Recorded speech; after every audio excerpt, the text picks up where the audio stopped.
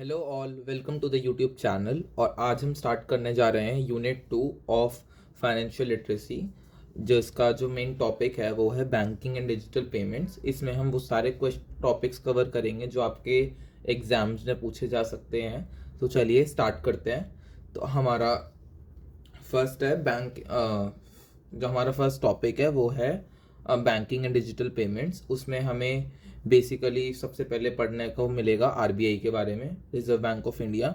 उसके आपको फंक्शंस याद होने चाहिए कि रिजर्व बैंक ऑफ इंडिया के क्या क्या फंक्शंस होते हैं। जैसे पहला होता है कि जितनी भी मॉनेटरी पॉलिसीज होता है उसको इम्प्लीमेंट करता है, और दूसरा ये करेंसी अथॉरिटी फंक्शन फॉलो करता है। मतलब जितनी भी करेंसी फॉलो करी जाती हैं वो सारी करेंसी पब्लिश करी जाती हैं वो सारी आरबीआई करता है। ये एक्ट करता है as a banker to the government. जैसे हमें बैंक लोन देता है उसी प्रकार आरबीआई गवर्नमेंट को लोन देता है इफ़ नीडेड। और ये एक्ट करता है as a custodian of foreign exchange. जितना भी फॉरेन एक्सचेंज आता है डॉलर के फॉर्म में वो सारा आरबीआई अपने पास रखता है। और लेंडर ऑफ लास्ट रिजॉर्ट, अगर बैंकों को कहीं से भी कुछ पैसा नहीं मिल पाता तो वो आरबीआई के पास जाता है पैसा लेने के लिए लोन पे।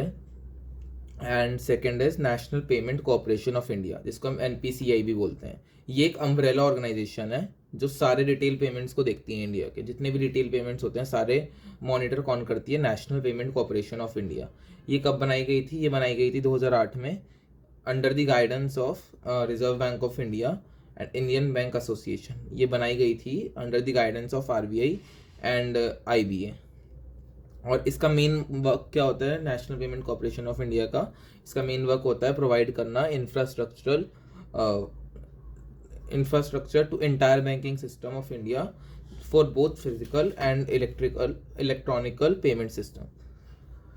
एंड हमारा जो थर्ड है वो है डिजिटल बैंकिंग। डिजिटल बैंकिंग क्या होता है? डिजिटल बैंकिंग मतलब होता है to digitize all the banking operation और सब्सिट्यूट करना बैंक्स के फिजिकल प्रेजेंस को एक इलेक्ट्रॉनिक प्रेजेंस से। ठीक है, जैसे सर्विस, जैसे check, bank account balance check करना, नई चेकबुक ऑर्डर करना, अपना पासपोर्ट चेंज करना, सारी सर्विसेज अवेल हो सकती हैं with the help of digital banking. आपको ये पता होना चाहिए कि डिजिटल बैंकिंग कौन कौन से प्रोडक्ट्स करती है, लाइक उसमें कौन कौन सर्विसेज देती है हमें।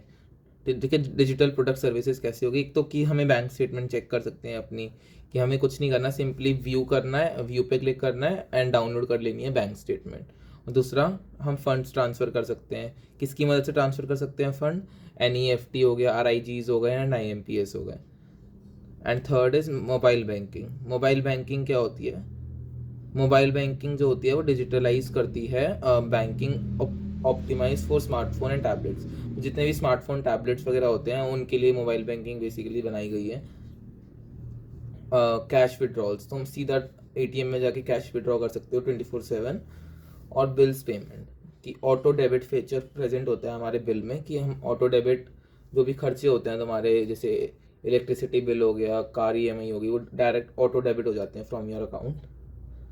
ये हो गई कुछ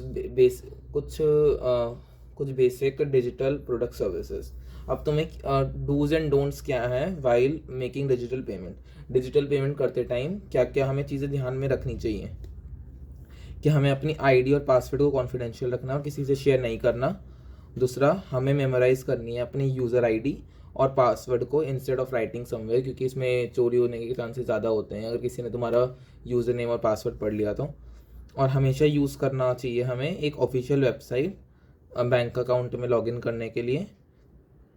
और हमें रिमेंबर पासवर्ड वाला फीचर नहीं अवेल करना चाहिए, क्योंकि ये हमें ये बैंकिंग पासवर्ड वगैरह के साथ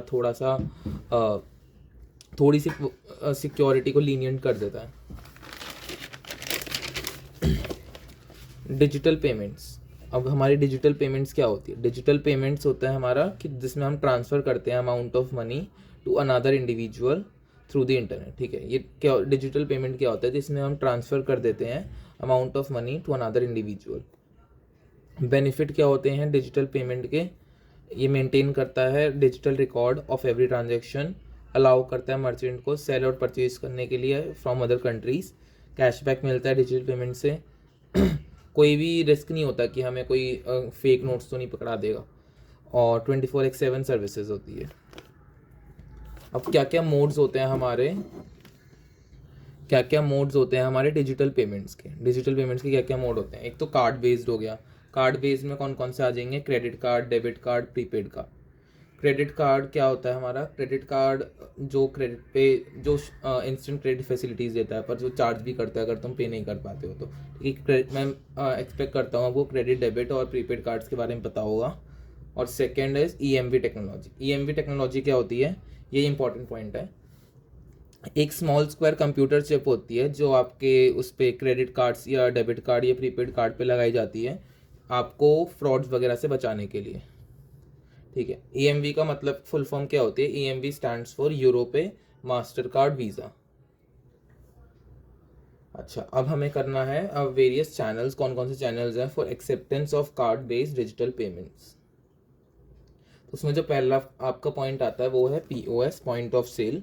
ये क्या करता है? कीप ट्रैक करता है, एक ट्रैक रखता है of each sale transaction and amount record from customer. क्या है कि पूरा ट्रैक बना के रखता है कि कितना सेल ट्रांजेक्शन हुआ और कितना अमाउंट रिसीव हुआ कस्टमर से। Next is MPO, mobile. तो मोबाइल बेस्ड एप्लीकेशन सिस्टम जो डिज़ाइन की जाती है एक सिंपल यूज़ करने के लिए बाय मर्चेंट। ठीक है, सेम होता है as a point of sale, बस इसमें मोबाइल का यूज़ किया जाता है instead of cards. And now the third is ATM को आपको पता ही होगा ATM के बारे में। उसकी फुल फॉर्म होती है ऑटोमेटेड टेलर मशीन, उसके बारे में आप लिख देंगे। And the last one is e-commerce payment. तुम इसमें क्या होता है? हम गुड्स एंड सर्विसेज को परचेज करते हैं ऑनलाइन मीडियम से बिना कैश और चेक को यूज़ करें। तो अब बात आती है methods of digital payment. Digital payment के क्या क्या मेथड होते हैं? पहला हो गया मेथड या मोड्स ऑफ डिजिटल पेमेंट। तो first is internet banking and second is branchless banking. Branchless banking वो बैंकिंग होती है जिसमें कोई भी ब्रांच का रोल नहीं होता, सारा ऑनलाइन मीडियम से ट्रांजैक्शन होता है, जैसे with the help of NEFT हो गया, RTGS हो गया, IMPS हो गया। NEFT stands for national electronic fund transfer, RTG stands for real time gross settlement, IMP stands for immediate payment service. Unified payment transfer, next point is unified payment transfer, जिसको हम UPI भी बोलते हैं famously. इसमें seamless fund routing होती है and merchant payment होती है। ये बहुत ज़्यादा इजी और कन्वीनियंट वे है UPI पेमेंट करने का विया QR कोड्स। QR कोड की मदद से बहुत इजीली ट्रांजैक्शंस हो जाती हैं। और next one is USSD। USSD stands for unstructured supplementary service data. ये अलाउ करता है यूज़र्स को टू बैंकिंग सर्विसेज यूज़ करने के लिए विदाउट स्मार्टफोन और मोबाइल डेटा। इसमें सिंपली हमें 99 हैशटैग कोड प्रेस करना है और हम उस बैंकिंग सर्विसेज को अवेल कर पाएंगे। अब हमारा जो लास्ट है वो है पॉन्जी स्कीम।